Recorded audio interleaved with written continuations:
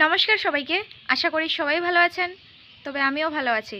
আজকে যে বিষয়টা নিয়ে কথা বলবো এখন আমি, সেই বিষয়টা শুনলে হয়তো বা কেউ ভালো থাকতে পারবেন না। তো কথা না বাড়াই বিষয়টা শুরু করা যাক। তো কথা হচ্ছে এই যে আমাদের মহালয়া গেল, মহালয়া যাওয়ার পর থেকে যে ট্রল শুরু হয়েছে আমাদের মহালয়াকে কেন্দ্র করে, যেমন স্টার জলসা, জি বাংলায় সেসবে কি মহালয়া দেখাইছে আমি জানি না, কিন্তু সেই মহালয়াগুলো থেকে যে ছোট ছোট ক্লিপগুলো নিয়ে প্রত্যেকে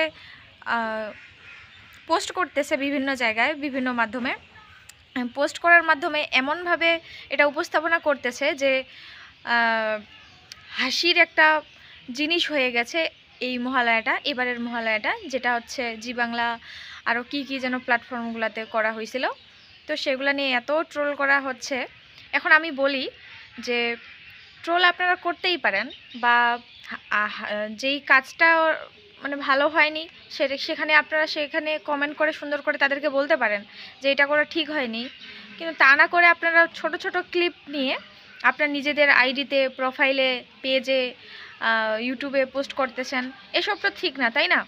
নিজের ধর্মের কুকীর্তি তো আমরা নিজেরাই করতেছি। তাহলে আপনি যদি সেখানে বলতে পারতেন যে এটা ঠিক হয়নি, এখন যদি আপনারা এমন করেন তাহলে আমাদের ভবিষ্যৎ প্রজন্ম কি শিখবে আমাদের কাছ থেকে, এই ধরনের যদি আপনারা ওইখানে কমেন্ট করে বলতেন, তাহলে কিন্তু সেটা কোনো প্রচার হইতো না, বিধর্মীরাও জানতে পারতো না বিষয়টা।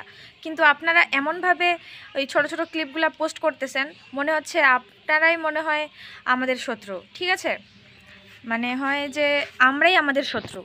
তো আমি বলবো এই ধরনের কাজ থেকে বিরত থাকুন।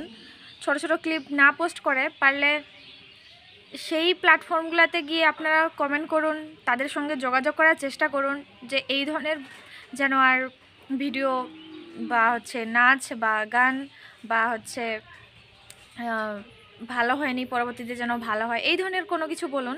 কিন্তু আপনারা কখনোই আমাদের ধর্মটাকে ছোট করবেন না, বা নিজের ধর্মটাকে ছোট করবেন না, যেন হচ্ছে মানুষ হাসাহাসি করে বা হচ্ছে দু একটা বাজে কথা বলে, এই ধরনের কখনোই কোনো কিছু করবেন না। আমার সবার কাছে বিনীতভাবে অনুরোধ, যারা এই ধরনের ছোট ছোট ক্লিপগুলো পোস্ট করতেছেন, একটু সতর্ক হন, একটু ভেবে দেখুন যে আমরা যদি ছোট ছোট ক্লিপগুলো পোস্ট করে থাকি, হাস্যকর পোস্টগুলো, সেগুলো দেখে বিধর্মীরা কি কথা বলতে পারে, বিধর্মীরা কথা বলার কতটা সুযোগ পেতে পারে। আপনি পোস্ট করতেছেন হাসানোর জন্য, কিন্তু দেখেন সেখানে হাসির ছলে কত মানুষজন কত কথা বলতেছে। যে মহালয়া, আমাদের যে দুর্গা মা, সেটা কি হাসির কোনো কিছু? আর এটা যদি চলতে থাকে তাহলে তো ভবিষ্যতে আমাদের ভবিষ্যৎ প্রজন্ম বলবে যে মহালয়া একটা কাল্পনিক চরিত্র ছিল, দুর্গা মা একটা কাল্পনিক চরিত্র ছিল, এই ধরনের কথাবার্তা কিন্তু উঠবে। তাই এখন থেকে সতর্ক হন, যারা বুঝেন, যাদের বুঝার ক্ষমতা আছে, জ্ঞান আছে, তারা অবশ্যই একটু বেশি বেশি করে বুঝেন। আবার দেখা যাচ্ছে মহালয়া যে থিমটা রয়েছে সেটাকে নিয়ে অনেকজন এমন কৌতুক, তারপরে ছোট ছোট ফানি ভিডিও তৈরি করতেছে, মানে কি একটা বিকৃত রূপ দিচ্ছে তারা, যেটা দেখলে আমাদের ভবিষ্যৎ প্রজন্ম মানে হাসাহাসি ছাড়া কিছুই করবে না। তো এটা কি আসলেই ঠিক? আমাদের কোনো দেবতা দেবদেবীকে নিয়ে বা আমাদের কোনো পূজার থিম বা কোনো পূজাকে নিয়ে কি হাসাহাসি করাটা ঠিক হবে? আপনারা একটু ভেবে দেখুন, যারা এই ধরনের ভিডিওগুলো আপলোড করতেছেন।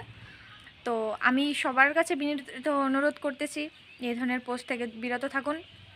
আমাদের ধর্মটা কোনো হাসির ধর্ম না, হাসাহাসি যেন না হয়। কেউ ভুল করলে তাকে শুধরানোর চেষ্টা দিতে হবে, তাকে বুঝাতে হবে যে এই ভুল হয়েছে, এটা হয়েছে, ওটা হয়েছে। কিন্তু আপনি যদি তার ভুলটাকে নিয়ে ঠাট্টা করেন, আরও 10টা মানুষের কাছে পৌঁছে দেন, এটা তো উচিত না, তাই না? দেখেন, অনেকেই হচ্ছে মহালয়া দেখেনি সেদিন ভোরবেলা, কিন্তু আপনারা কি করছেন, ছোট ছোট ক্লিপগুলো নিয়ে বিভিন্ন আপনাদের নিজেদের প্ল্যাটফর্মগুলোতে শেয়ার করছেন। এই জন্য কী হয়েছে, এখন গোটা দুনিয়া হাসাহাসি করতেছে। এটা মোটেও ঠিক করেনি। তাই আমরা যদি নিজেরা সচেতন হই তাহলে হচ্ছে ভুলটা মানুষের কাছে পৌঁছাবে না, আর বিধর্মীরাও কথা বলার সুযোগ পাবে না। তাই নিজেরা সতর্ক হন। আর ভবিষ্যতে এই ধরনের কোনো দেবদেবীকে নিয়ে, কোনো পূজাকে নিয়ে, কোনো থিমকে নিয়ে কোনো কৌতুক বা হাসির ফানি ভিডিও তৈরি করবেন না। সকালে ভালো থাকুন, সবাইকে ধন্যবাদ, নমস্কার।